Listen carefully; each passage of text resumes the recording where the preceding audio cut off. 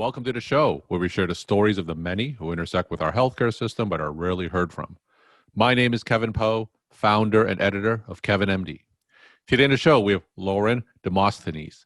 She is an obstetrician gynecologist, and she wrote the Kevin MD article, Hypertension is Killing Pregnant Mothers. Blood pressure monitoring can help. Lauren, welcome to the show. Thank you so much. I'm excited to be involved with this and participate. So we'll get into your article in a little bit, but first off, can you share your story and journey to where you are today?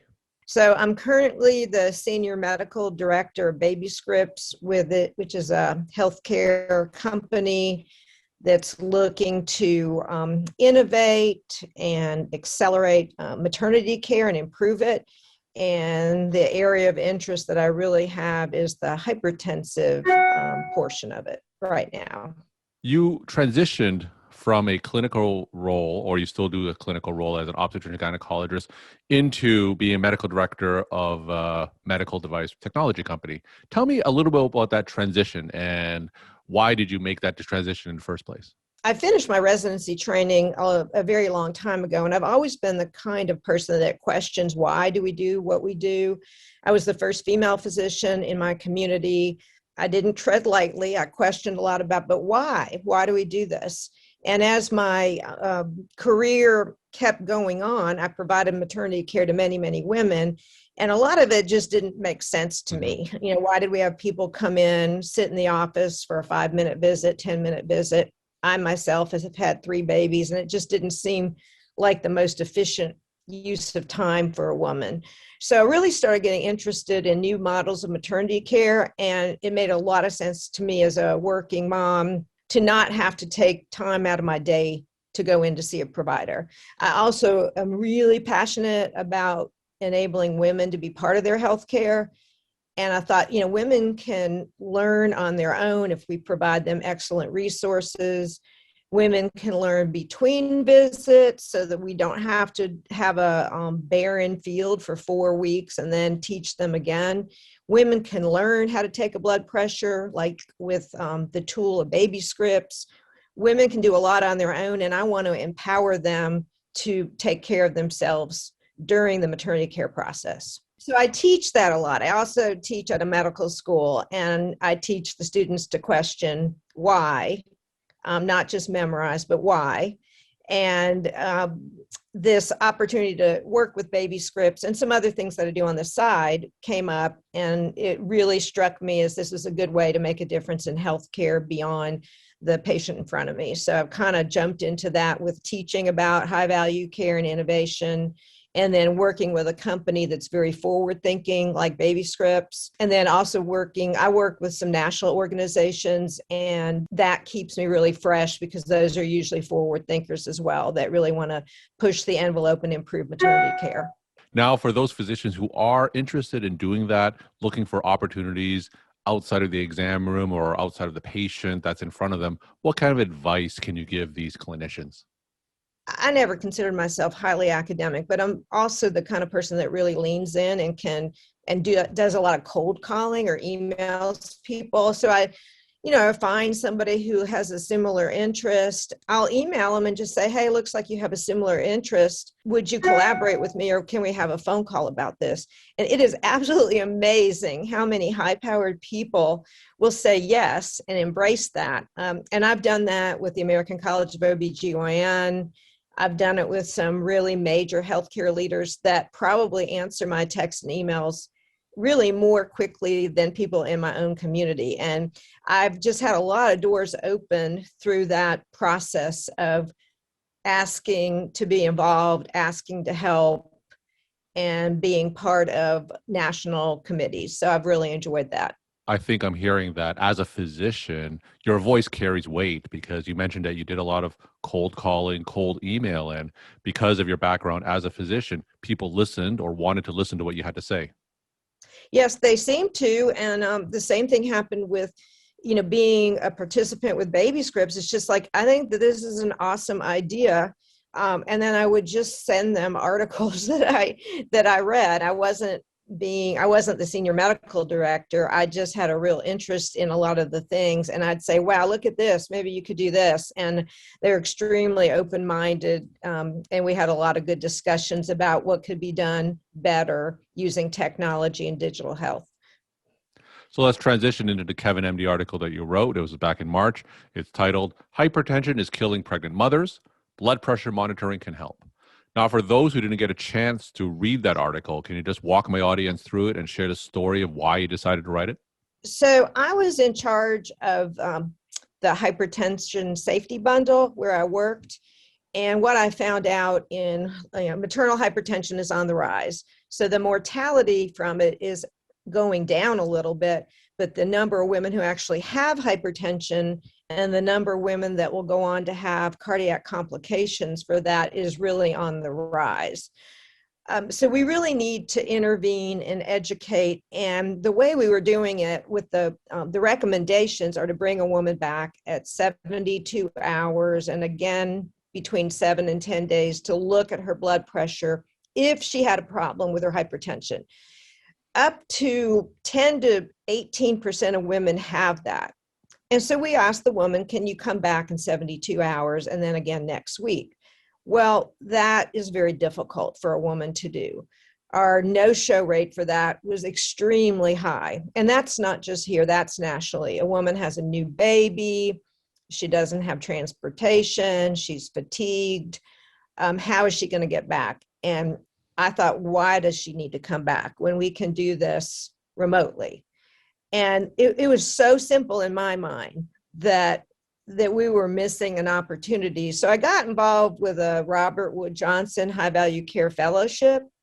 And my research project was to look at that. The High Value Care Fellowship was looking at introducing more efficient ways, more patient-centered ways to provide maternity care. And I was really focused on this postpartum hypertension because we're missing a lot of those women in the postpartum period.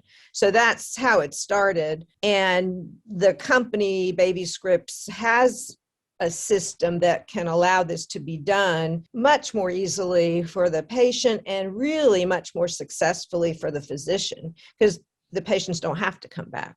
So that's how that article, that research, and that passion started. Now, can you give me a little bit of a case study or an illustration of a typical patient that you're talking about? How high are these blood pressures that you're talking about? And perhaps talk about what specifically are the potential complications from this being untreated.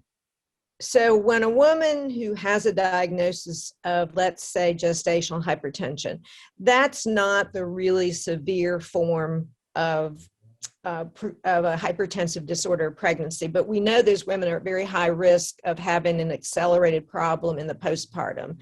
And that's why ACOG recommends that those women come back to see us so that we can ask questions about things like headache, epigastric pain, and also so that we can potentially start them on a medication to lower their blood pressure.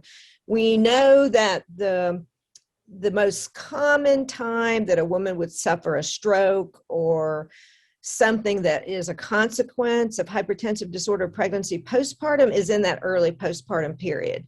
So monitoring those people is really, really important.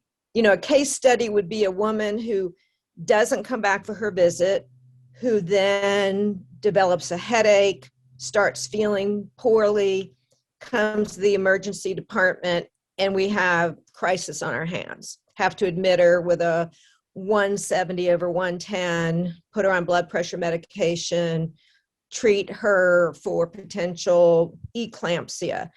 And what I really believed is that if we were in contact with a patient remotely and we could look at trends and we could remind patients of the symptoms, that we could possibly intervene before that.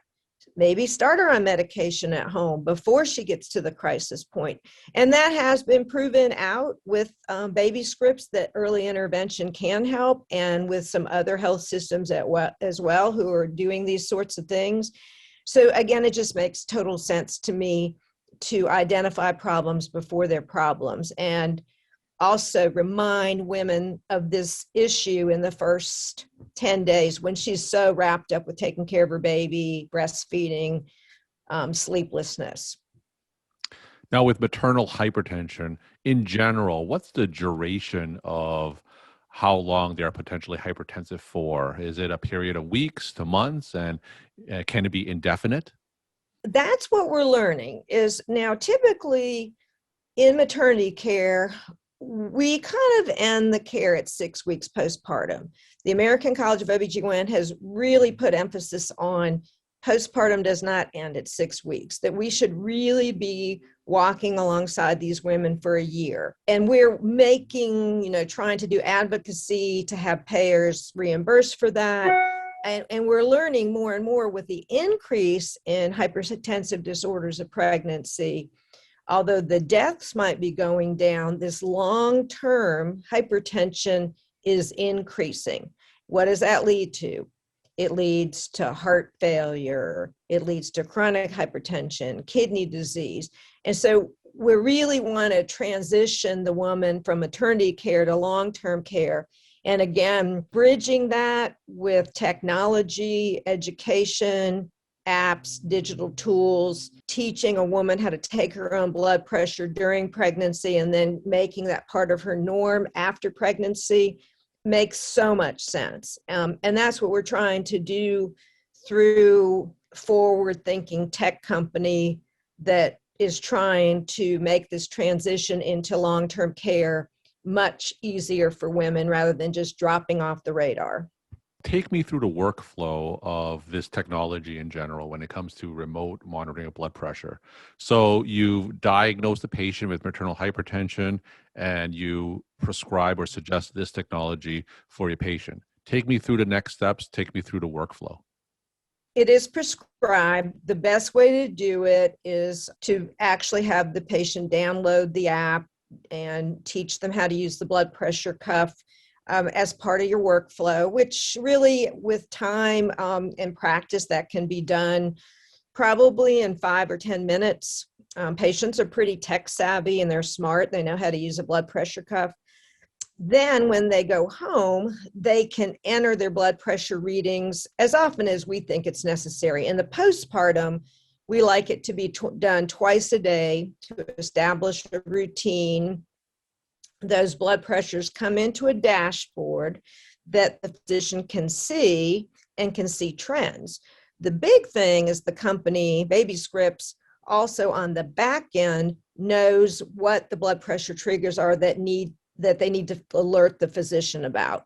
So, and ACOG has guidelines of what those are, and those are established.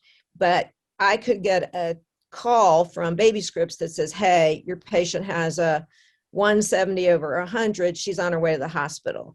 So that's good. And that may be without symptoms. So it's a lot of it is just using technology to extend what we can typically do. So before we had this technology in my years of practice, we would just tell the patient, hey, take your blood pressure, call me if there's a problem. Mm-hmm. No follow-up, no instruction, no providing a cuff, just, hey, call me if you need me. And that's the best we could do. We can just do so much better now. And we can allow our patients to be part of their care, and we can communicate with them daily. We can monitor them daily, really from the comfort of a computer, and they know we're watching them. They know we're looking out for them on a daily basis. So it just makes sense to me. We're talking to Lauren Demosthenes. She is an obstetrician gynecologist, and she wrote the Kevin MD article, Hypertension is Killing Pregnant Mothers. Blood pressure monitoring can help. In terms of your journey to become a medical director of a technology company, did you have any other training outside of clinical medicine to help prepare you for that role?